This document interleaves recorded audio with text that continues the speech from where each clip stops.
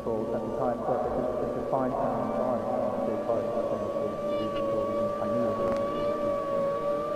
the Hindi part of the earlier Descartes.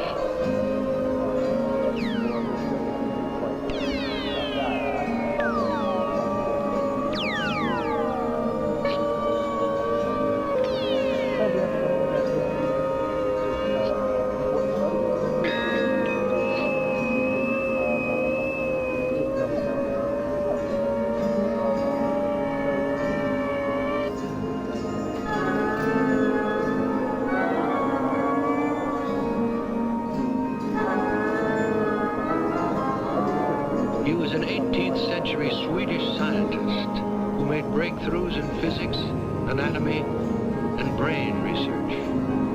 He was a religious visionary whose works have inspired writers such as Balzac, Blake, Emerson, Strindberg. His life was a relentless quest to discover the divine master plan. He was Emanuel Swedenborg, the man who had to know.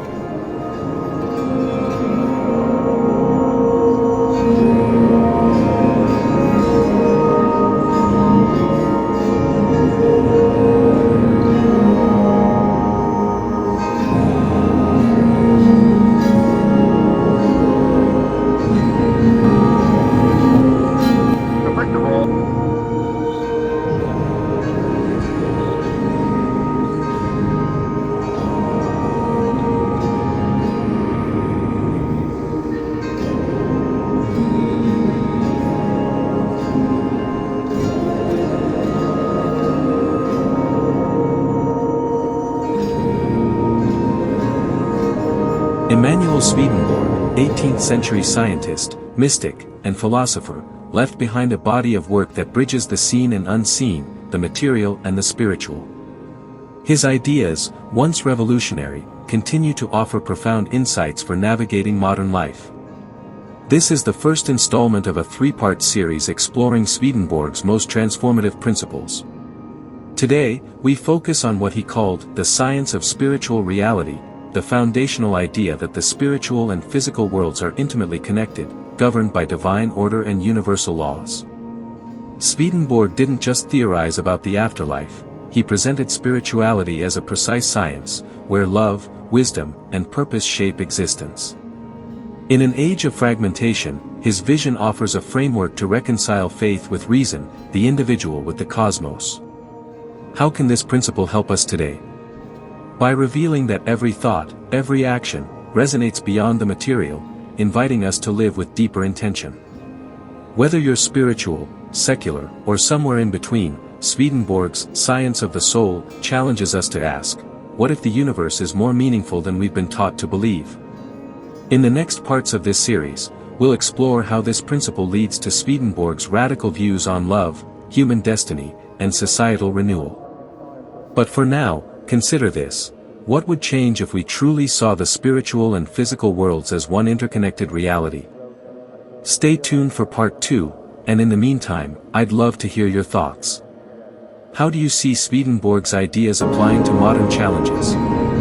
Let's continue the conversation. So first of all, we have to start somewhere. Let's take a look at Emanuel Swedenborg. Swedenborg was born in Sweden in 1688. He was a professor of science turned philosopher, later theologian, a brilliant man on the quest for truth, seeking for the mystery of life. He concluded that he could only know God through intuitive knowledge. Now, this was a concept that was sort of the central feature of the Transcendentalism of Kant, and it certainly is easy to assume that Kant was strongly influenced in this sense by Swedenborg. The whole religion has grown up out of the influence of Swedenborg, the Swedenborgians, and they have some very interesting modern-day churches and some interesting theological concepts. Whether or not Swedenborg envisioned establishing a church, I don't know. It is rather doubtful. That's the thing that happens to those who seek for the truth. Quite often there is an attempt on the part of the followers to codify, to crystallize, the 5 M's again: the man, the message, the movement, the machine, and the monument. Same thing. And certainly that happened to Jesus. And it's doubtful if he ever intended to establish a church, though a lot of Christian leaders would take me to task for that. But anyway, this happened to Swedenborg. He developed a very complex cosmology. Now, I might warn you, somebody told me just the other day that they'd read about Swedenborg, and it sounded so interesting that he'd plunged into reading some things, and he said it was the most confusing thing he'd ever read, and he couldn't figure out whether there was something wrong with him. So I would say, by way of a kind of a warning, that Swedenborg is awfully difficult to read. And yet, Emerson once wrote to Carlyle saying that the Swedenborgians would contribute more than any of the other sects to the new faith which must arise out of all.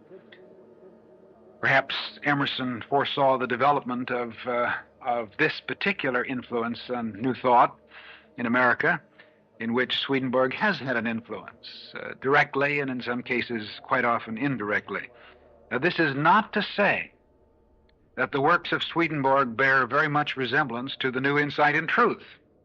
As a matter of fact, if you start reading Swedenborg, you right away come to grips with some very orthodox Christian doctrines of guilt and sin, which seem very confusing and certainly very paradoxical to other aspects that you may find appealing.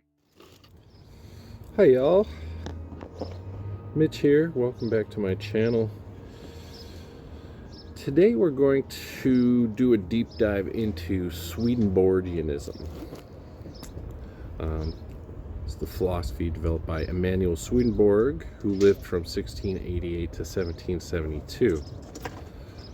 So what if I told you in the 18th century a Swedish scientist spoke with angels, and it revealed an antidote to much of the anxiety and confusion we see in the world today?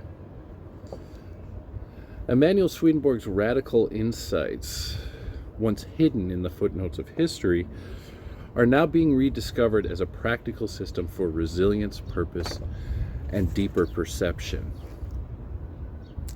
So join with me as we talk Emanuel Swedenborg. So to start, I'd like to read from Marx Hicks of the Fillmore Faith, formerly Truth Unity, on Emanuel Swedenborg as an antecedent to New Thought. And this will give us a good introduction of Emanuel Swedenborg and why should we care about him, especially those who are interested in the New Thought tradition. So Swedenborg was a Swedish scientist, philosopher, Christian mystic, and theologian who lived during the Enlightenment, which describes a time in Western philosophy and cultural life in which reason, not faith, was advocated as the primary source and legitimacy for authority. Swedenborg had a prolific career as an inventor and scientist, but at the age of 56, he entered into a spiritual phase in which he experienced dreams and visions. This culminated in a spiritual awakening where he claimed he was appointed by the Lord to write heavenly doctrine to reform Christianity. He claimed that the Lord had opened his eyes so that from then on he could freely visit heaven and hell, talk with angels, demons, and other spirits. According to J. Stilson Judah, Swedenborg's ideas influenced New Thought partly through his influence on Emerson and partly through Warren Felt Evans, who belonged to a Swedenborgian church. So these are some of the main contributions of Swedenborgian thought to New Thought, according to Hicks. The primacy of consciousness over doctrinal faith. Swedenborg, a product of the Enlightenment, rejected doctrinal faith and embraced truth as revealed directly to him via intuition and reason. He and others like him loosened the grip of both Catholic and Calvinist belief systems on the spiritual life of people and ushered in an independent mindset that we see in the American and French revolutions. This contributed to the freedom of our founding fathers to reject monarchy in favor of democracy. It contributed to the freedom of Emerson and the Transcendentalists to reject doctrinal religion in favor of intuition. And it contributed to the New Thought movements rejecting orthodox belief systems in favor of the need for a higher state of consciousness. I think he says reject revealed religion, but I think that might be a typo. That's what they were embracing, revealed religion rather than orthodox dogmatic religion. Direct revelation from God.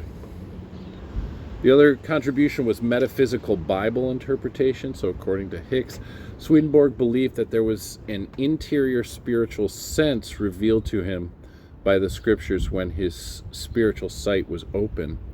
Therefore, according to Judah, he reinterpreted many books of the Bible, giving to each a spiritual or inner meaning, which allowed him to comprehend the Bible as agreeing with his understanding of science.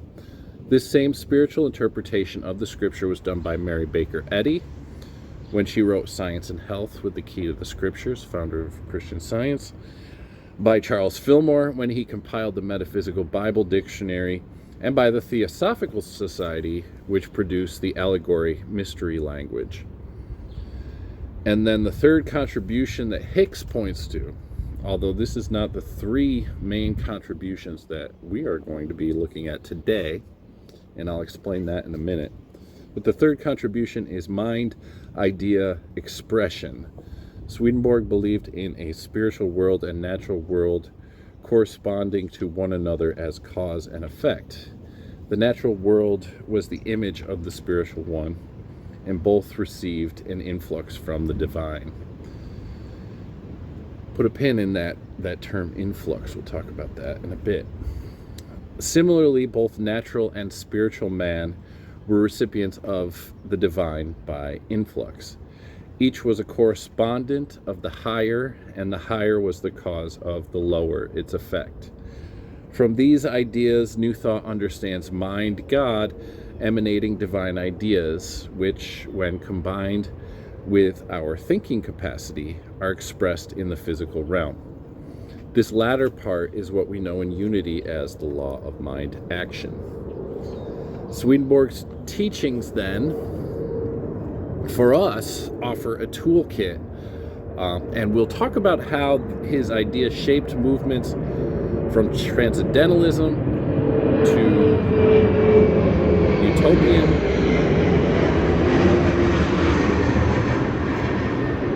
utopian communes, and even cognitive psychology.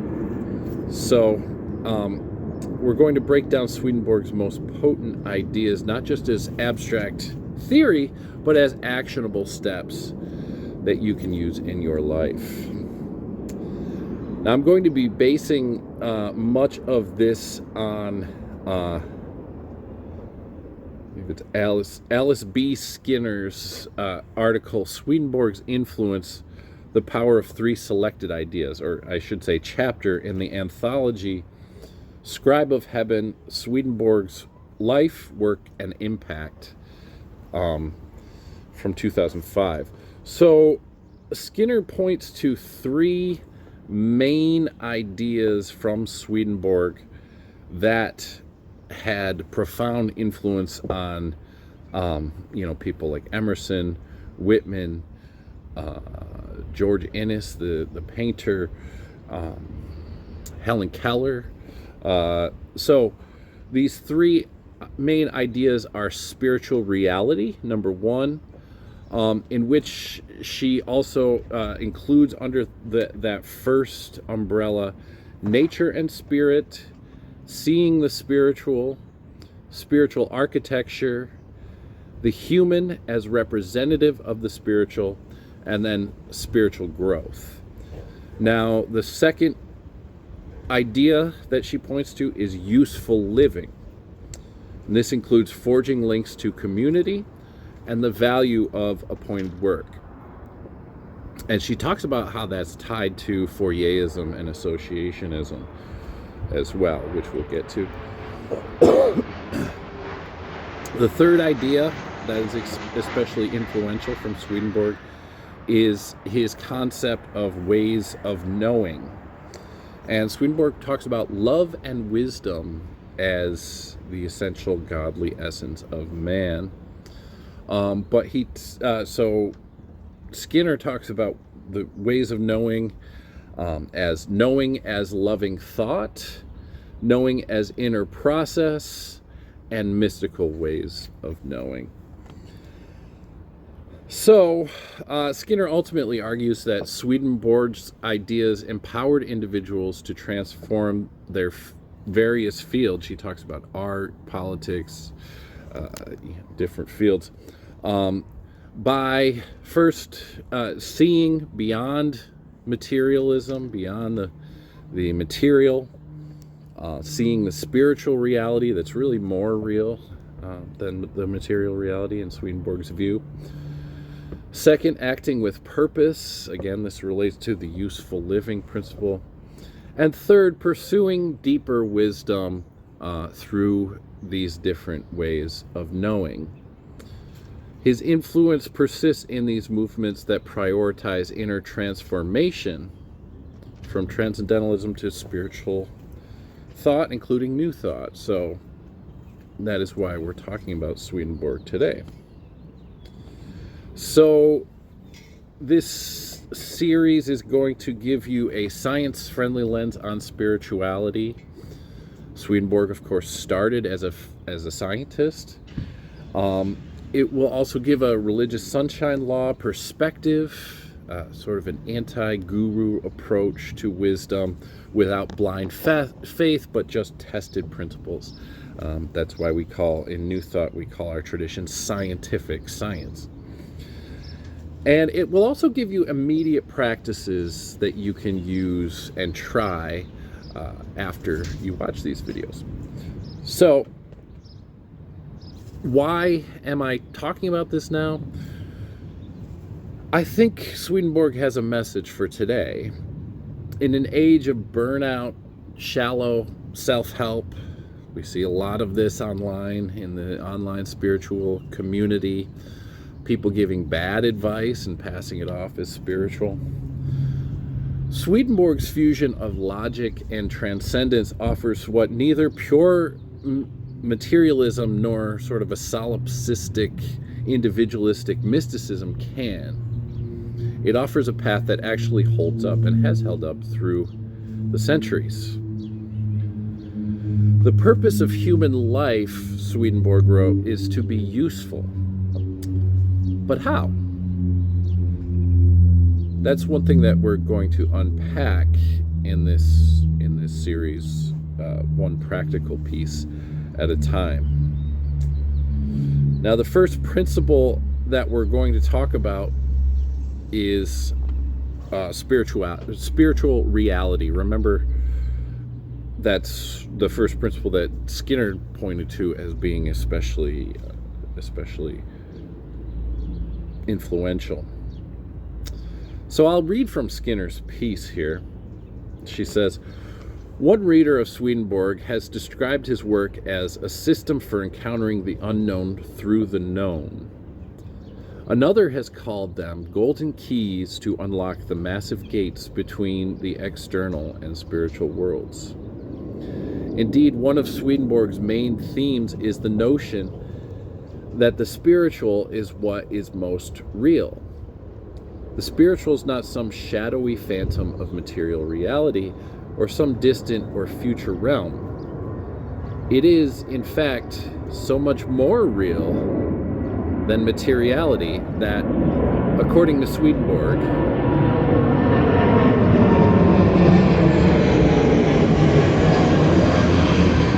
the material reality we see actually draws its shape and being from the spiritual. The result of this inflow of the spiritual into the material is a constant connection and mutual relationship between spiritual and earthly things. Now, since absolutely everything in the world and nature emerges and remains in existence or endures from something prior to itself, it follows that it emerges and endures from a realm above nature, called the spiritual world. Within this realm, it must have a constant connection in order to endure or remain in existence.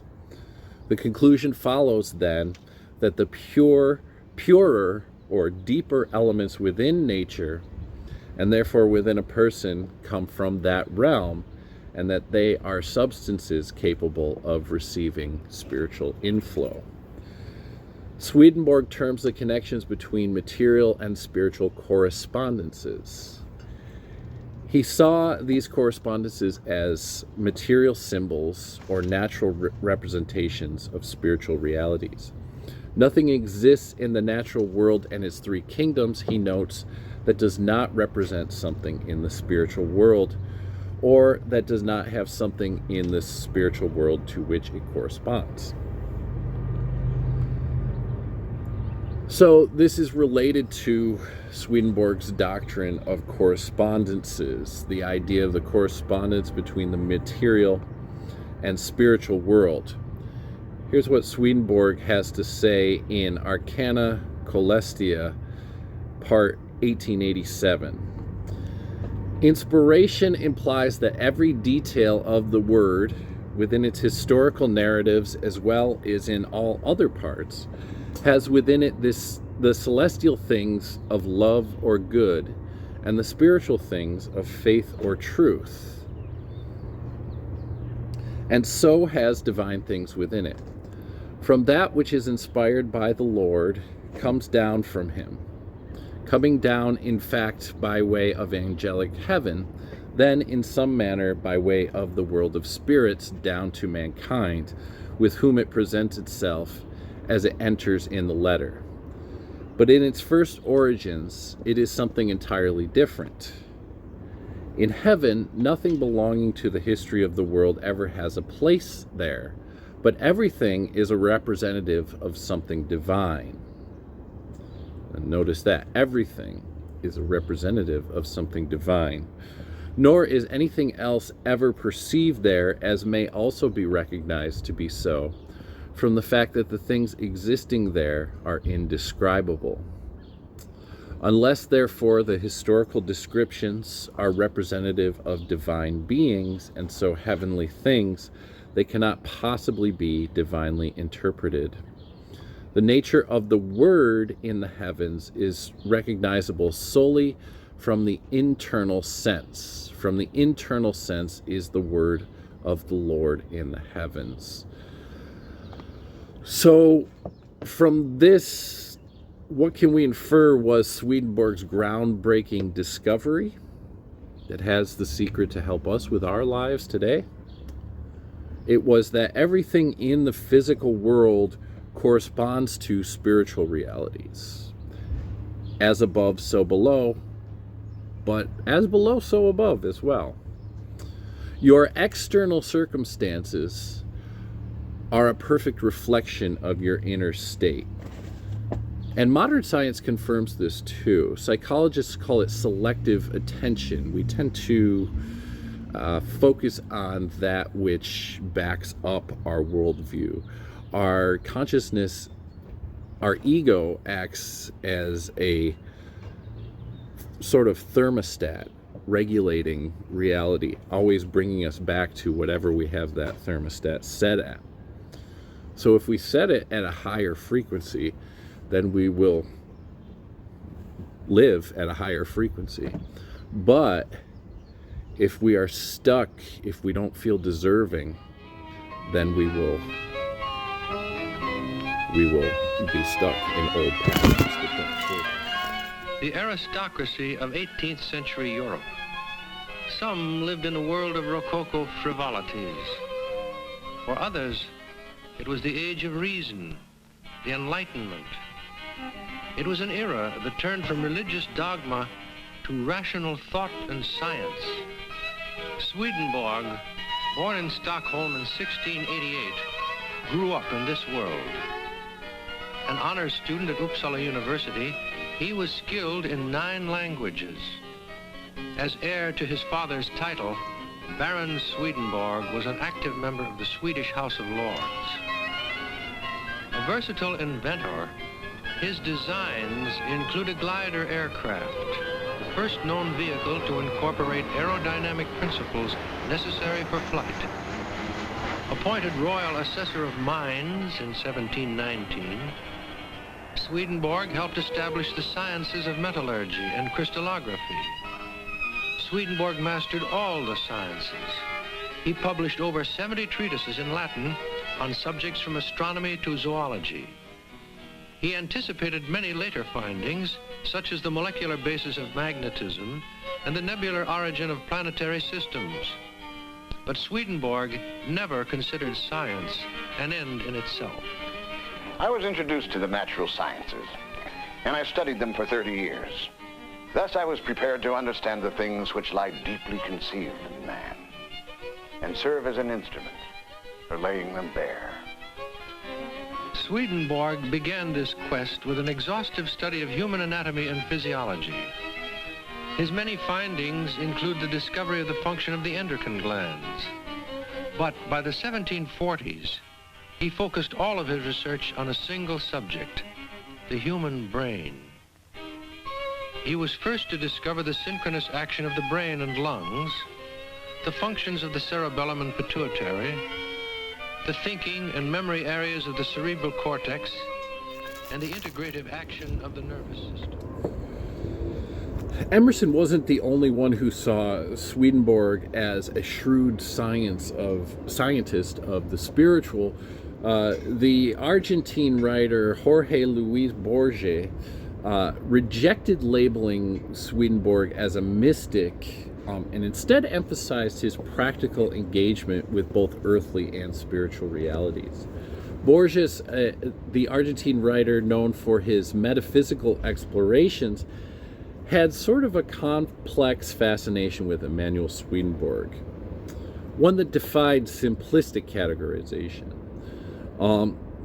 So, while many scholars have labeled Swedenborg a mystic, Borges resisted this term, arguing that Swedenborg's visions were not mere esoteric reveries, but rather a disciplined, almost empirical engagement with both the material and spiritual worlds. And for me too, I see the sunshine faith approach of light and exposing wisdom and knowledge versus the occult or esoteric hidden approach to be very much more in line with the spirit of science and with the spirit of open source, publishing not only your conclusions but also your data so that others can comb through that data and make conclusions and verify your conclusions, and make criticisms of your conclusions if need be. Borges interpreted Swedenborg as a literalist of the spiritual. Borges repeatedly defended Swedenborg against charges of insanity, arguing that he was remarkably lucid and that his accounts were the product of a profoundly intellectual mind. His voyages constituted journeys of discovery akin to Swedenborg's Viking ancestors. Swedenborg, wrote Borges, is the first explorer of the other world, an explorer we should take seriously. While the reader of Swedenborg is presented with challenges to assumptions about life, death, angelic beings, and the divine, the reader of Borges's text concerning Swedenborg is presented with an equally challenging set of questions concerning the relationship between fact and fiction, realism and fantasy, voyages of discovery and poetry, orthodox and heterodoxy. Expanding this, it becomes clear that all of Borges's writings concerning the ill-defined traditions of mysticism are characterized by equally puzzling questions of the nature of the real, derived in large measure from Swedenborg's works. And sometimes I do too struggle with that idea of mysticism And I'm thinking of myself more as a metaphysician these days than a mystic, a scientific metaphysician.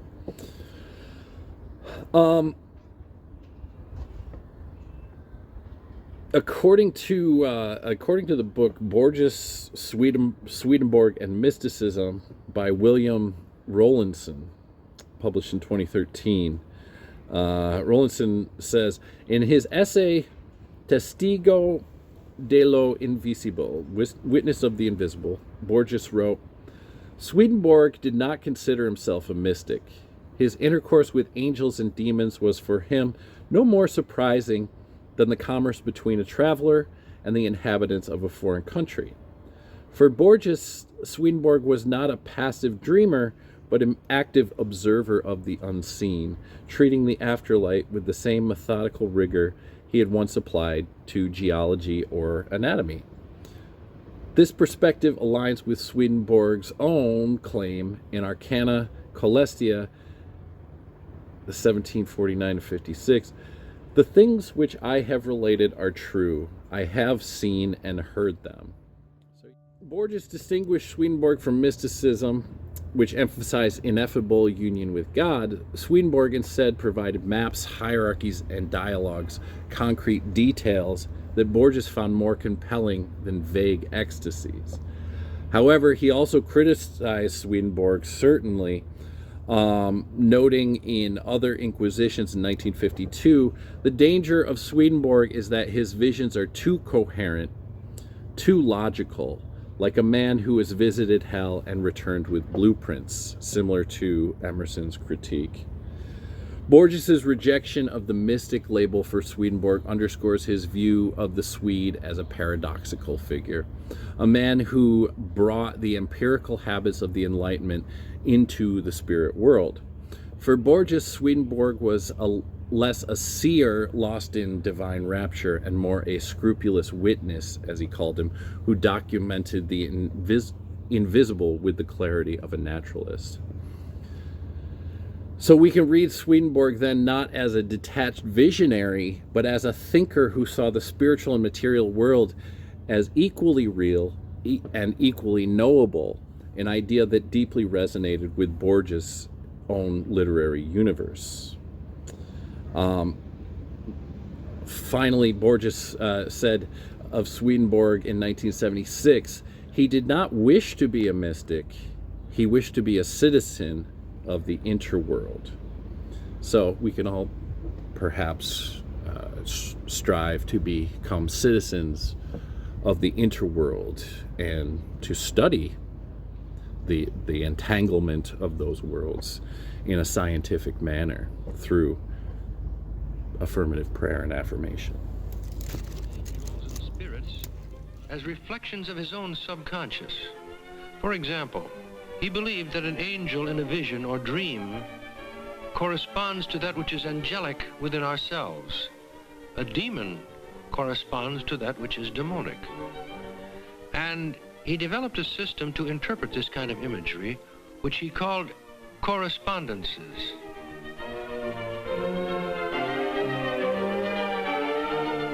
The Bible. Swedenborg discovered in many passages symbolic imagery similar to that of his dreams and visions, and he recognized that these symbols were correspondences, divinely inspired guides to human psychology and the soul.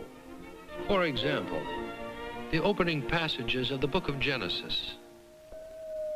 In the beginning, God created the heavens and the earth can be translated, in the beginning, we are each created with spiritual realities, symbolized by heaven, and material needs, symbolized by earth. As we evolve, we learn to strike a balance within ourselves, integrating heavenly and earthly concerns. This evolution culminates symbolically on the sixth day with the creation of Adam, who represents wisdom, and Eve, who represents love. The union of wisdom and love leads to the psychological wholeness, the inner peace, represented by the seventh day, the day of rest. Each of the other images in the story of creation creeping things, fish, beasts, represents a stage in the evolution of human consciousness. Genesis, when viewed in the light of correspondences, becomes an ageless model of man created in the image and likeness of God. For man is the microcosm, the universe in miniature. All things which exist in the created universe have such a correspondence with all things of man that it may be said that man is a kind of universe. Swedenborg had at last found the gateway to the soul in the hidden meanings of the Bible. He published many volumes of his interpretations anonymously, signing them simply, "A Servant of the Lord." But his visionary activities were becoming famous because of certain psychic talents he had acquired during his long journey within. Many reports survive of Swedenborg's predicting future events, having clairvoyant visions, and relating information known only to dead persons. Mrs. William Castell witnessed the best documented of Swedenborg's clairvoyant visions. It occurred at a dinner party attended by Swedenborg and 15 other guests at her home in Gothenburg, Sweden in 1759. I noticed he pushed his plate aside and became much more agitated, and I inquired again if there was anything I could do. Well, he stood up and soon began talking and telling us about a fire in Stockholm. Stockholm? But Stockholm is some 300 miles distant from your home in Gothenburg. Yes, but he described in every detail how the fire began, the buildings it was consuming, how it was finally extinguished just 2 doors from his house. This was on Thursday. Saturday, a messenger came from Stockholm, and we learned that every detail Swedenborg had told us was true. Well, people of all sorts then became curious. But even in Germany, the German philosopher Emanuel Kant sent a personal representative to interview me. Indeed. And it is told that Swedenborg has visited heaven and hell. But of course, that is a matter. Really, madam, this is a subject I care not to discuss. I am a good Christian. All of my family are good Christians. And we accept with perfect faith that which the Church teaches us regarding the matters of the afterlife. I'm sure you understand. Oh, of course. I quite understand. Again, the first idea that Skinner points to as being especially influential is spiritual reality, which is really a foundation of Swedenborg's thought. Swedenborg posited that the spiritual world is more real than the material world, which derives its substance from spiritual forces. So there's an influx of spiritual flow. He believed, again, in the doctrine of correspondences, which we'll talk about more in depth in a minute. But this is the idea that material objects symbolize deeper spiritual truths. For example, light symbolizes divine wisdom, darkness symbolizes ignorance. But again, it's not as simple as a binary like that. Also, it's not just a matter of influx. There's also efflux. So in my view, it's more of a dialectical flow. There's an external to internal as well as an internal to external. Swedenborg's influence was also felt by Ralph Waldo Emerson, who admired his ability to connect nature with spiritual truths. Emerson called Swedenborg a seer and revealed the spiritual character of the visible world. In Representative Men, published in 1850, Emerson included Swedenborg in his list of history's greatest thinkers.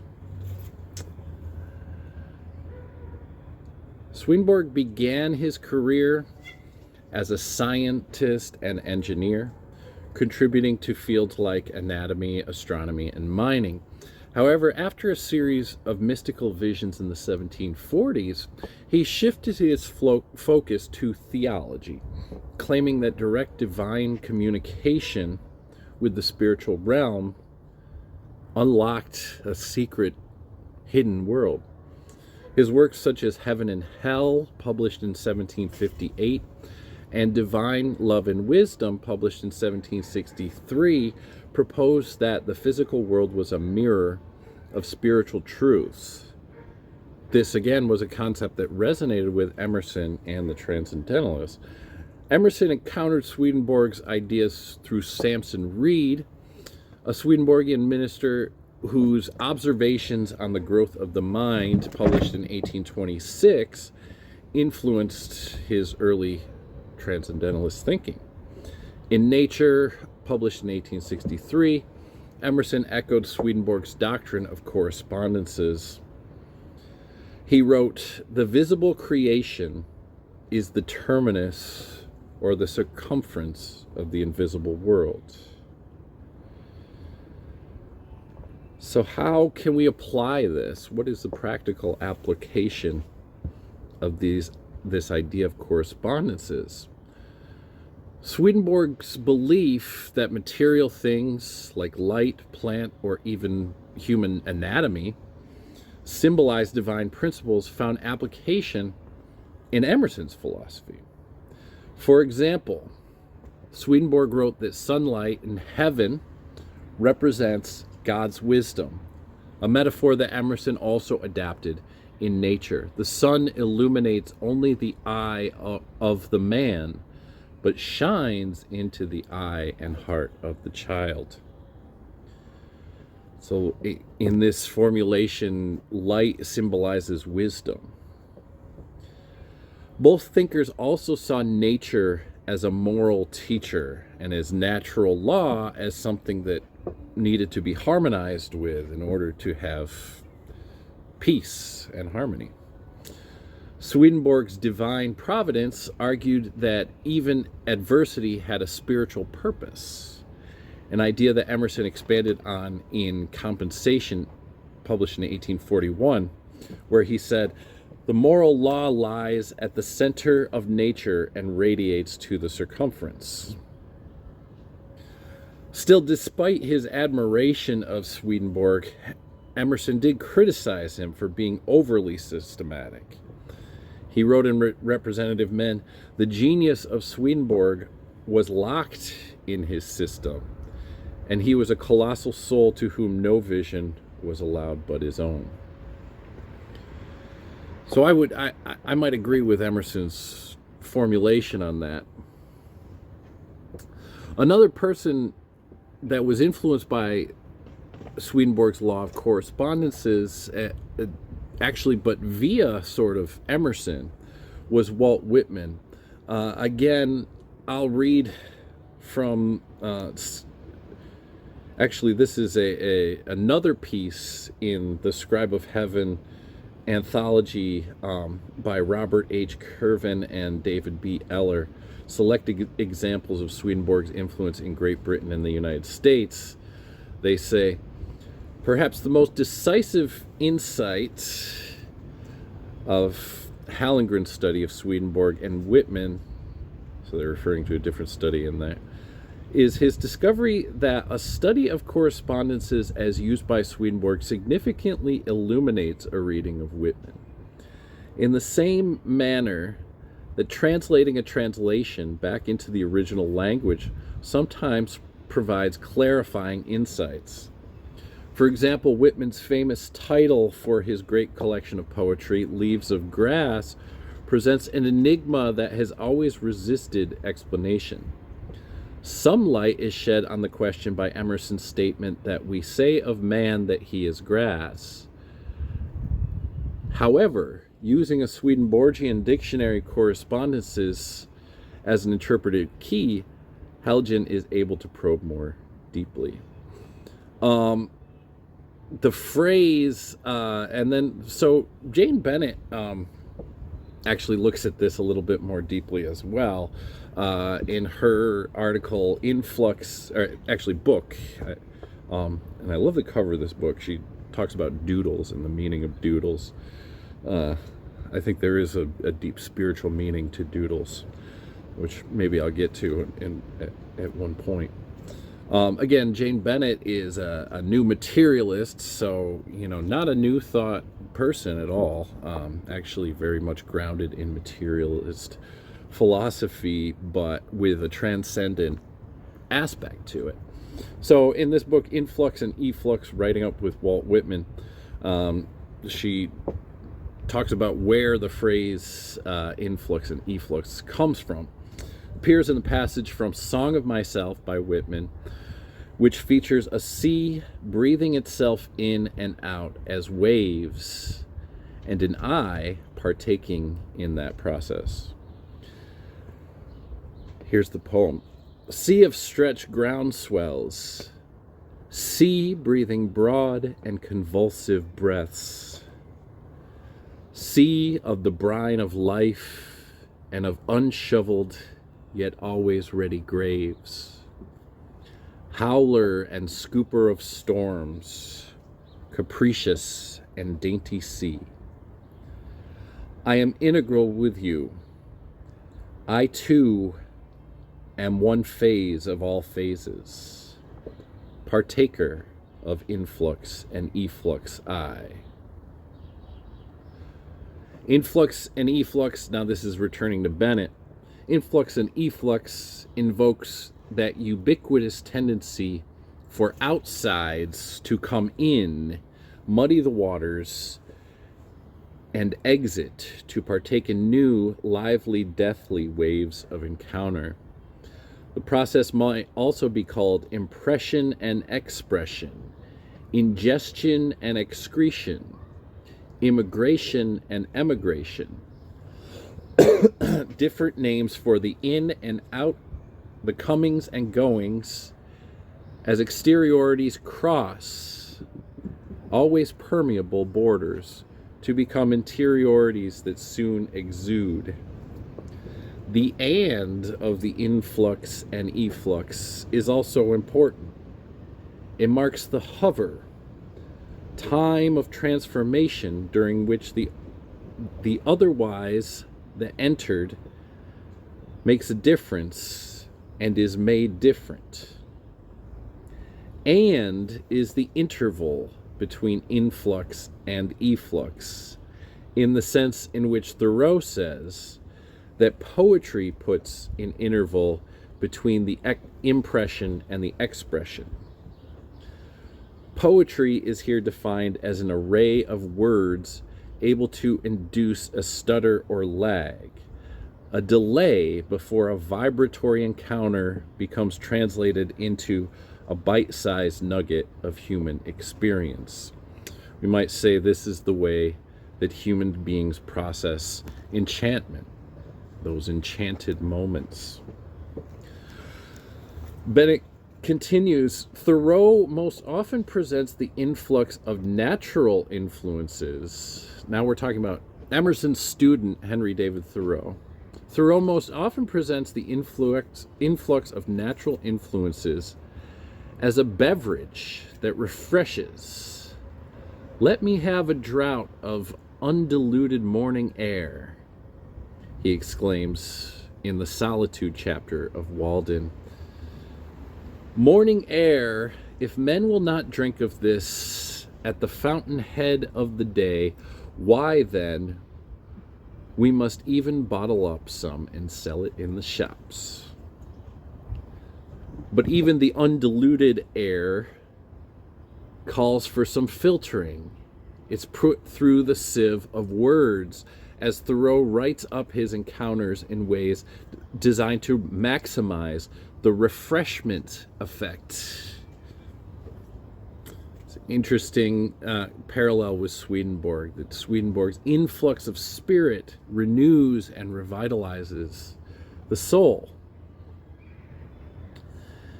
Back to Bennett, the beverage of morning air needs to be decanted in text to be written up in journals, essays, books in ways that highlight, exaggerate, and intensify its salutary effects. A poetics allows the flavor of natural influences to bloom. The figure of natural influence is one of the ways that Thoreau tries to mark the operation of a more than human force entering and affecting human and other bodies. His figure of the wild is another. The wild. Defined as the surprise, excess, or errancy simmering within even ordinary objects, the wild disrupts human habitats of perception, alters the usual targets of affection, and derails trains of thought. There is wilderness in old books, the railroad, foreign tongues, and even one's own winged thoughts, whose current makes as sudden bends as does the Merrimack River.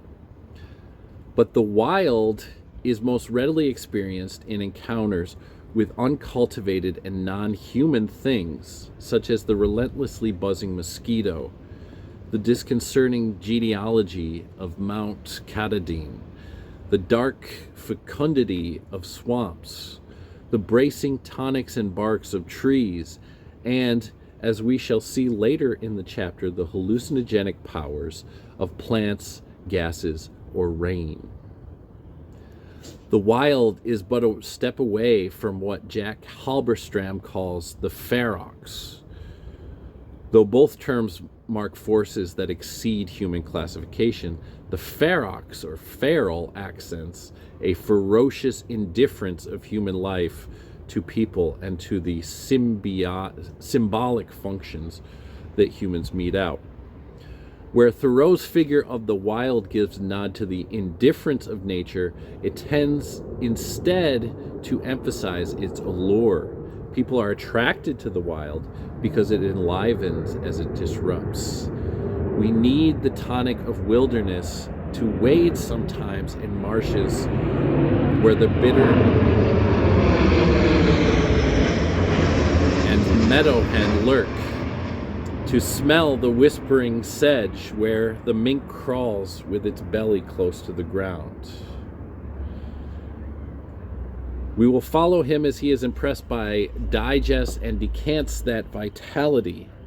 In the first occasion, the influences of the summer sun and a field of rye elicit in Thoreau his own inner vegetality, a faculty usually eclipsed by the ordering activity of thinking.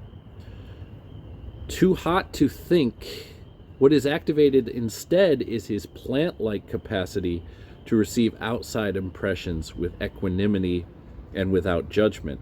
For as he notes in Walden, am I not partly leaves and vegetable mold myself? Thoreau abides the influence of that summer atmosphere without rushing to name or process it intellectually. He lets it pervade as he himself nods like the rye heads in the breeze. In this first occasion of natural influences, Thoreau's experiment is to assume a stance akin to Whitman's nonchalance. In a second occasion, Thoreau feels the presence of a cross-species current of sympathy conjoining him to pine needles and altar leaves. The effect here is the hold of Thoreau's species-specific identity is relaxed. He now comes to feel himself to be less a human individual than a natural element within an ecological process. In a third kind of encounter with natural influences, this time involving dentistry-grade ether, a hallucinogenic plant called the thorn apple, and a repetitive sound and shape of drops of rain, Thoreau experiments with intoxication.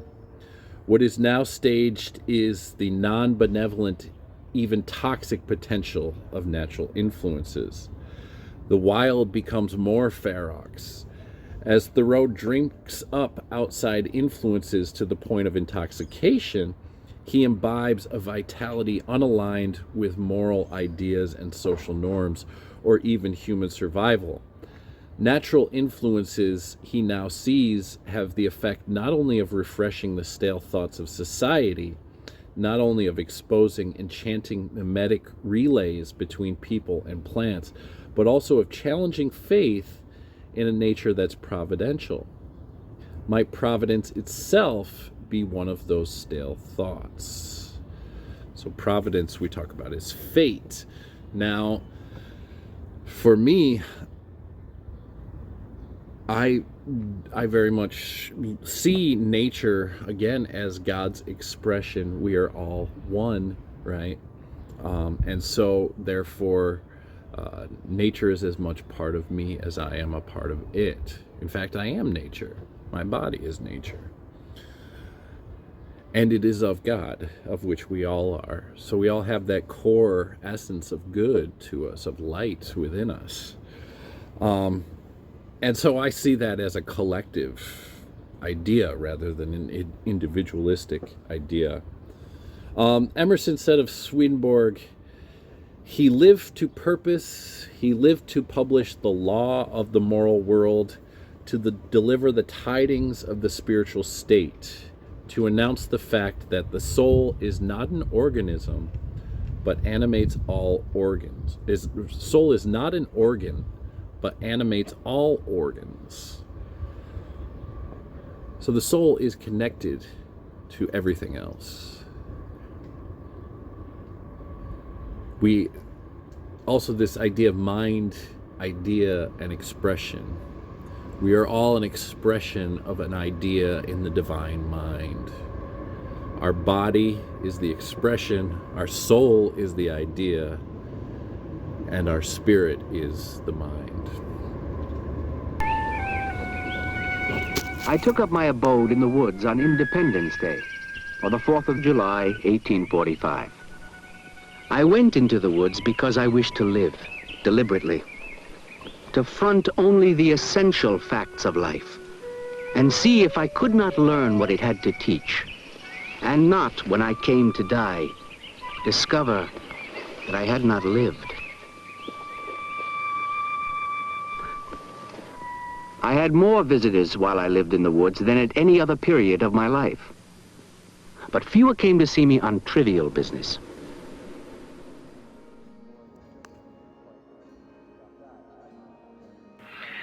But in his doctrine of correspondences, Swedenborg paved the way for the metaphysical systems of modern day to regard their teachings as scientific. He believed in a spiritual world and a natural world corresponding one to the other as cause and effect. And it is probably true that Henry Drummond, who we referred to last week as having written his classic essay, Spiritual Law and a Natural World, which we said was one of the early influences on Ernest Holmes, that Henry Drummond undoubtedly was strongly influenced by Swedenborg.